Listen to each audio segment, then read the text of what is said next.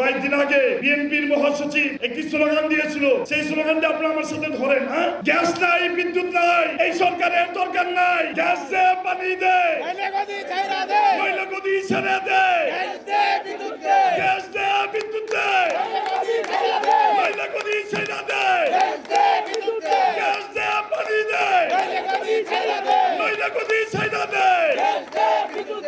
এটা কিন্তু আমার স্লোগান নয়। কিছুদিন আগে বিএনপির মহাসচিব এই স্লোগানটি দিয়েছেন ফ্যাসিবাদ খুনি হাসিনার বিরুদ্ধে। আজকে কি বাংলাদেশের ঘরে ঘরে বিদ্যুৎ আছে, গ্যাস আছে? তাহলে এই সরকারের কোনো দরকার আছে? সকলে প্রস্তুতি নেন। আজকে ছাত্র জনতার 1400 ছাত্র জনতার গণ-অভ্যুত্থানের মধ্য দিয়ে কিন্তু আমরা এই দেশটিকে প্রত্যাশা করেছিলাম রাজনীতির যে নতুন বন্দোবস্ত হবে, সেই নতুন বন্দোবস্তে এদেশের মানুষ স্বাধীনতা পাবে, সার্বভৌমত্ব পাবে, গণতন্ত্র পাবে।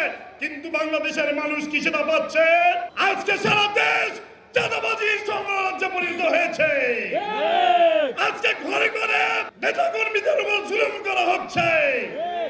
আজকে নাসিরউদ্দিন পাটোয়ারির উপর হামলা করা হচ্ছে। কিসের জন্য হামলা করা হচ্ছে? নাসিরউদ্দিন পাটোয়ারি চাঁদাবাজদের বিরুদ্ধে কথা বলে, সন্ত্রাসের বিরুদ্ধে কথা বলে।